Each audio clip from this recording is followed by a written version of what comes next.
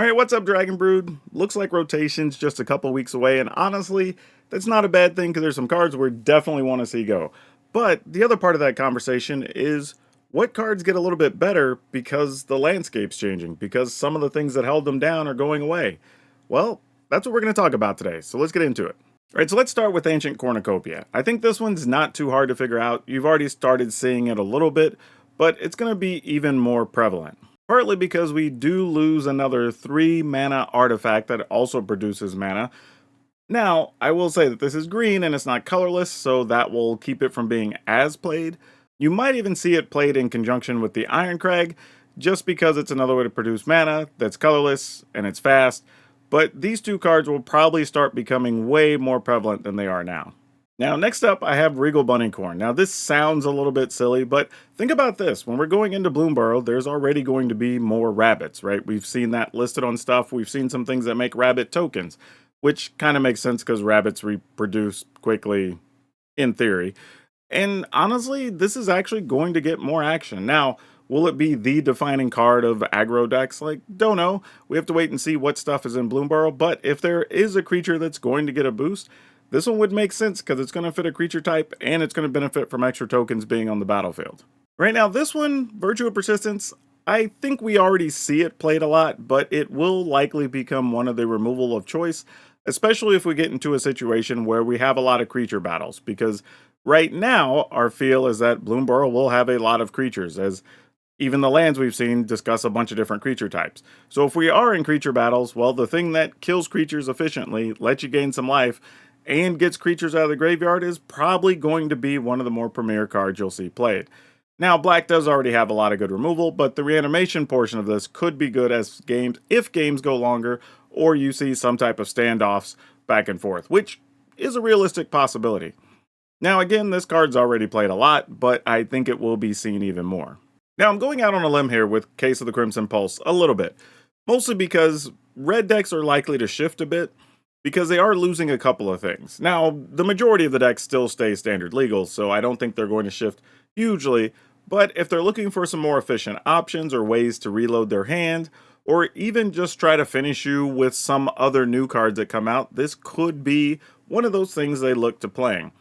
Or, if games are going a little bit longer, this also benefits this type of card, right? Because on those later turns, you're getting to see an extra couple of cards every turn, which is what those decks are going to want. But also, it's possible we see some other red-based aggro decks. And if that's the case, we're playing a bunch of cheap creatures, this could also benefit those decks as well, just helping you recover from sweepers and whatnot. So, I've been messing around with this card a little bit. It's performed pretty well here in the early rotation-proof, rotation-ready decks that I've played. So, I would consider giving this a chance and messing with it if you haven't played it yet. That reminds me, if I could take a second here, I have been putting together a lot of decks that are rotation ready, so if you want to start building decks now and then just have a base to build on, or even want to see how some of your favorite decks are going to morph as they lose some cards and what some of their options are available, I have a whole playlist which I'll hope to remember to link here, but either way you can go to my YouTube channel and just search that playlist and you should have a ton of decks. I believe there's already 10 or 11 in there, and I'm hoping to have it be up over 18-ish by the time Bloomburrow goes live. Alright, so back to the cards. This one, Intrude on the Mind. This is one that hasn't seen a lot of play. I've only even seen it cast against me maybe 3 times since it's been printed. But when you do lose Memory Deluge, I do think this becomes a card people might want to play. Now, it does cost 1 more, but it does get you a creature in addition to getting you some other number of cards. It's a little bit of a mind game, hence the name that your opponent has to solve, but it does have significant upside. It is an instant, and it gets to go through a lot of cards at once. So this could be a reasonable replacement. However, if not that, it will probably be Farsight Ritual. Now, this card is closer in functionality to what you got with Memory Deluge, in the sense that it looks at the top 4 cards. However, you could bargain this and get to look at the top 8. It doesn't have flashback, but still a really good card, only 4 mana, is an instant. So this is more closer to a 1-to-1 replacement, so people will probably start here before anything else if they're looking to replace that card in their deck list. And all that being said, I could honestly see either of these two being the new card of choice for the blue-white control decks especially. But, like always with control decks, it's going to come down to what the metagame looks like on which one of these ends up winning the slot. Right now, my money is probably on Farsight Ritual, but Intrude on the Mind could find its way in as the metagame, I guess, matures, if you will. Speaking of control decks, there is a reality that control decks might take a bit of a shift. Partly because they lose the Marches from Kamigawa, then they also are losing the Wandering Emperor, and those were kind of key parts to how these control decks were being played this last couple of months. That being said, they might want to slow things down now and possibly have another removal option, and you get both those things in high noon. Keeps your opponents just playing one spell a turn, and doesn't really hurt the control decks that much since they play a lot of instants, so they can play stuff on your turn, but also the idea that they can just sit on counters and that's the spell for their turn, well, your turn, their spell, but also be a removal spell later in the game. So this actually is pretty good and can be a finisher because it does deal 5 to any target, but I do expect to see a lot more of this card in the coming months. Now here's a card that's kind of been basically forgotten since it got printed, but Drth Ruins. This is actually a good one because it still taps for colorless mana, it doesn't enter the battlefield tap, which is super nice. But the upside is you can pay 2 mana and tap it and put two +1/+1 counters on a target non-human creature that entered the battlefield this turn. So far, everything we've seen in Bloomburrow says there's not going to be any humans. So if you're playing any type of theme deck, whether it's rats, snakes, birds, whatever, this is going to be a good card for those decks. I could actually see this increasing in value even over the next couple of months at least, while people try to figure out what's their favorite creature deck, what theme deck is kind of gaining steam and whatnot. This is just a way to say, basically, every one of your creatures has kicker 2, put 2 counters on it. Like, that's not a bad thing. And, if nothing else, it just taps for colorless mana. So yeah, this is a card I think has been forgotten that actually people are going to end up playing. And now I get a chance to talk about our old friend on the channel, King Darion Extra Large Z8. If you know, you know. But this actually does have some extra weight here, being a thing that can pump all your creatures. But if any of these creature types that are coming out in Bloomburrow care about tokens, and we already know there's rabbits, we know that rats tend to like tokens already, and we still have some of those currently in Standard that'll transition over. So if there's even a third one that can actually make tokens, preferably in green or white, and there's a good chance one of those might be squirrels, this is a type of card that could get played, not just for pumping your team, but being able to sacrifice it and give your creatures the ability to not die to sweepers. So yeah, this is actually a really cool card. It's pretty cheap to cast, it can fight on its own, it can make more tokens. We've used it in a lot of decks already, and I think this could see some more action. Speaking of tokens, let's keep our eye on those with Pest Control. This is a card that, when it came out, we all kind of looked at it, didn't really know what spot it was going to go in. And right now, it's mostly played against the Boros Convoke Tokens list, but this might actually work against some other things depending on the creatures that we get in Bloomburrow. Now, I wouldn't rush out and craft this one, I would wait and see, but there is a real world where if things go that way, this card is going to be seen a lot, because it gets rid of tokens pretty easily. But even 1-mana things. And we already know that Llanowar Elf is going to be coming out later this year in Foundations, and this falls right in that space too. So this card, as the year progresses, probably gets a little bit better. Right, here's one for the mono green players. If you are playing the versions that want to just go fast, this is going to be the card for you, because you are losing the Uvenwald oddity, which was a really good card. But this actually is a different way to go about it. It does still have haste. It is 4 mana. It is 4/4. It comes packed with Death Touch, which is just a nice bonus. And it does have Ward of Collect Evidence 4. So if your opponent doesn't actually have anything in the graveyard, they can't spot kill it. So this is pretty nice, especially if you're able to ramp it out there early on turn 3. So yeah, this could actually be a really sweet card. I think it's a reasonable replacement. It doesn't have Trample, which is a little bit of a downside, but a really hard card to deal with depending on the circumstances and where you're at that stage of the game. All around solid body though, and I do expect us to see at least a little more play than it's getting right now. Well, this one should come as no surprise, but Cavern of Souls. Like, if you haven't gotten these now, you might want to get them while you can, because I don't see them getting any cheaper in the next at least 6 months, if not longer. Particularly because Bloomburrow looks like it's going to have a lot of creature themes people want to play, and if people are playing creature theme decks, well, the premier card of choice is going to be Cavern of Souls. Just because you can cast them all with no problem, and they happen to not be able to be countered. And this is still good in older formats, so I don't see the price dropping at all. It's probably only going to go up for the next few months until it gets close to rotating at a standard, but we're still a pretty good ways away from that. So yeah, If you haven't gotten them, get them. If you haven't crafted them, craft them. This card is definitely going to be played. I mean, it's played a lot now. It's going to be played even more in the next couple of months. All right, so these next two are creatures that I want to discuss, but one is Bonehorde Dracosaur. I think this could become the kind of top end for a lot of aggro decks, whether that be Gruul, probably not mono red, but some versions of Rakdos. Maybe, I don't know, there's probably some Boros builds, but that's if you don't want to go the tokens route that we already know is good. But the thing about this is, right now, there were some times you would invest 5 mana, you might get one trigger off of it if you're lucky, and then it just dies to Wandering Emperor. Now they have to have removal on the spot, can't really leave mana up, and you still get to attack with this, which is super nice. And again, like we've talked about a couple of times here, if we do end up in a world where there's a bunch of creature-based fights, well, this is the most efficient first striker that has added abilities on top of it. So having a 5/5 first striker that could also get you more creatures as well as more spells, this is actually a pretty sweet option to have, and I expect this to get played a lot more as well. But along that same vein, we get to talk about Aclazot's Deepest Betrayal. And the reason I bring this up is kind of the same reason, to some extent, for the Dracosaur, right? It flies, so it can go over the top of these gunked up battlefields, but also there's no Wandering Emperor to get rid of it, which was probably the most played way to get rid of this, because exiling it is obviously the best answer.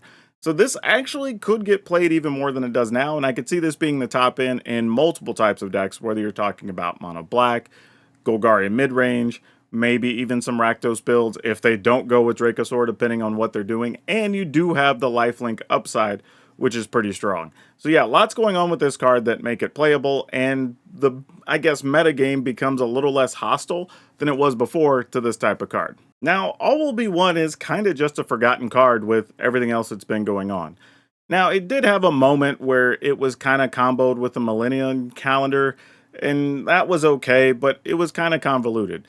But any world where you get to put counters on things makes this still good. And we've talked about a card or two already that puts counters on, so this could fit into that space. But also, we've seen also, I believe it's called 9 Lives Familiar, which is already a card that's coming out at the end of this year, that if you have a sack outlet, basically lets you kill people with this.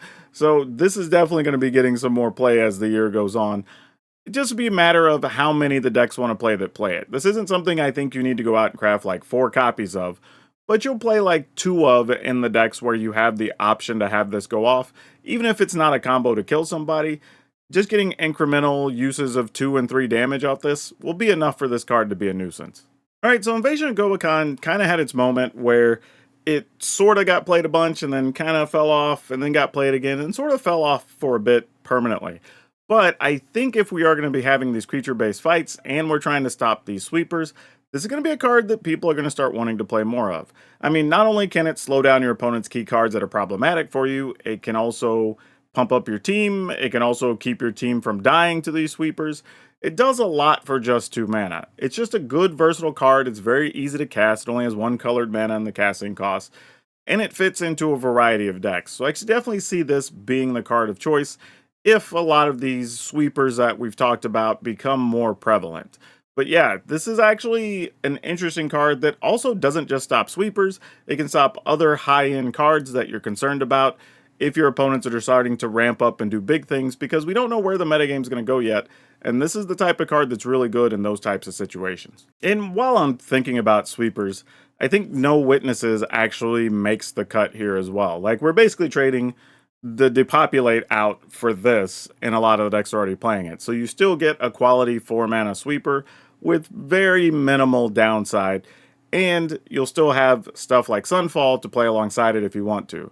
Not just that, but we already know Day of Judgment's coming in Foundations, so if the format does go very fast or speeds up, then you're going to see probably some combination of Day of Judgment played alongside No Witnesses, which means we'll be back into a world of basically everybody playing 4-mana Wraths instead of 5-mana ones, which I don't know if that's good or bad, but it's just a thing that's going to exist. Be aware, though, that this does actually destroy creatures, not exile creatures, and that's a big difference. So anything that can give your stuff indestructible or something along those lines, then you'll actually be able to keep your creatures on the battlefield, whereas you can't necessarily do that with Sunfall. So the control decks will need to make a decision, but I do see this card getting a lot more play in the coming months. All right, so the next three cards I want to talk about are green cards, but for different reasons. Mostly because, like I touched on earlier in the video, green decks can kind of go a few different ways. And if they decide to go kind of quick, fast, big as you can, lowest mana, then something like Archdruid's Charm is going to definitely become the card of choice. I like it for a lot of reasons. One, just having a removal card that's flexible is always nice. But even being able to search for a creature late at instant speed, let's say your opponent sweeps the board on your turn, you can go search for your one or two of that you have, and then just play that the following turn, which is super sweet. But also, if you just need to look for a land, right? Like, that can help your situation. But mostly, this is going to be used as some type of removal spell, which is great, and you get to put a +1/+1 counter on your creatures. Now, I don't think this necessarily needs to be in decks that are trying to ramp up, and that's a little bit different. We're going to talk about that in a second. But for the ones trying to go fast, just ramp up their curve or whatever, this, not ramp up, but just play up their curve, this is probably the type of card you're going to want. And it is just flexible, to be honest. Like, we've played this in a few different lists, and it's just been good every time. Like, people seem to be sleeping on this card, but I think this is the card that could really see play the entire time it's standard legal. Smuggler Surprise actually fits the ramp versions of those green decks. And this card is getting some play already, but I think we're going to find different ways to use this card. Because again, if stuff like No Witnesses is being played, then the actual third ability on this to protect a creature's power 4 or greater is actually going to be pretty good. And this does just stop random spot removal, which is also nice, but it gives you an option of something you can play during the end step of your opponent's turn if we are in these kind of mid-rangey control situations, while still giving you some play on your turn, because you force an action on their turn. This card has a lot of different possibilities depending on which way the metagame goes. You don't have to just be using it to trick something into play. The other two sides of this, or abilities of this, actually work very well in a lot of different situations.